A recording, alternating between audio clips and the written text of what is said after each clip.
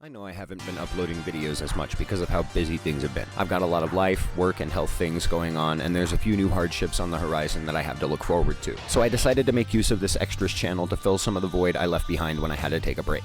I've played a metric ballback load of video games over my life, and not all of that has been easy. Some of it has felt outright impossible, but I'm extremely perseverant. I set my mind to an objective, and if I really want it, I intend to get that objective done. So today we're going to talk a little bit about the few hard achievements that I've earned over my lifetime. Not all of them, and in no particular order, just a few of them.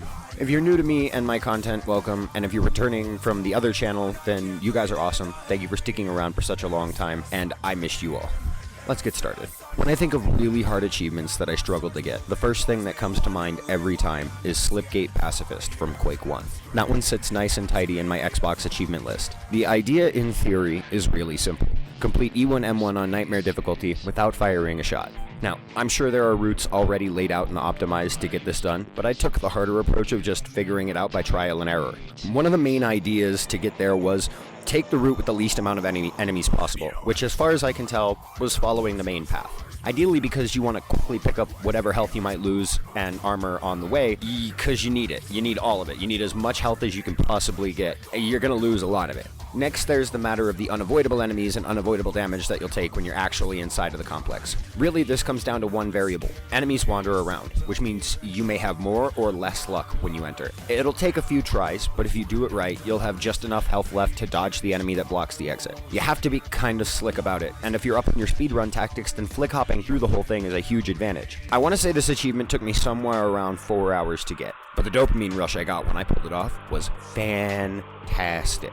This next one is kind of unorthodox. I've never really heard anybody talk about The Walking Dead's survival instinct, but I remember it fondly, and I don't remember having any major issues with bugs or anything like that. It's not a game people think of when they think of really hard shit. But there is one achievement that's incredibly frustrating to get, and it's entirely based on RNG. Porcupine. Shoot a walker with 10 bolts without killing it. That might sound like the simplest task ever, but it's really fucking frustrating. To kill the walkers, you have to destroy the head. Whether it's with a ranged weapon or an ice pick on the ground for safety, you have to destroy the head. So the health isn't a problem here. It's not like the walkers die really fast or anything. The problem is that you have to have one walker chasing you around for long enough to actually make it happen. There are a myriad of distractions everywhere. There are walkers roaming around the corners, and you have to take care of them, and then there's all of the blocked paths, so you gotta find a way to not get trapped all the fucking time. And that means you'll easily lose track of the walker you started with, usually. And because of how many there are, it's super fucking tedious. This game has a lot of small spaces, right? So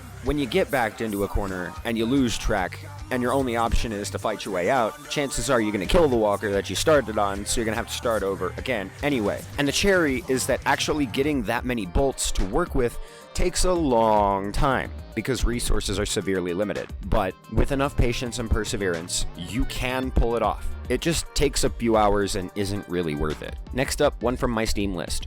Pretty sure everybody is familiar with the Halo MCC collection. Halo Combat Evolved, the first game in the series, is still pretty popular today among a dedicated player base. Those players have done a lot of really amazing things over the years, but there is a challenge that only a small percentage of people are willing to take on. Walk it off. Complete the Pillar of Autumn on Legendary difficulty without picking up a health kit. This is the farthest from an RNG-based achievement you can get. The route is clear, and the only thing that it asks for is your raw skill as a Halo player. If you're a speedrunner in a category where glitches are allowed, you might have the big advantage there. But for regular people, the Pillar of Dawn can take a while to get through. It can take a lot of effort, a lot of trial and error, and a lot of dying to realize the best path forward. On the more tedious end of things, starting the mission from the beginning if you accidentally pick up a health kit means having to walk through the slow tutorial segment all over again. So there really is, there is some drawbacks to trying to make this happen. Achievements like this one take a lot of patience, but it is something that makes you feel more skilled and smart when you pull it off. The last achievement I want to talk about, and objectively the most complicated, comes from Wolfenstein: The Old Blood. Uber Hero. Complete the game on Uber difficulty. The Old Blood is no bullshit. It's a very hard game with some really intuitive enemy AI, and moments that made me want to rip my hair out. There are a lot of moments where you're presented with a choice between stealth and action, and generally I recommend taking stealth wherever you can find it, but action is also unavoidable. You have to fight things. It's a shooter.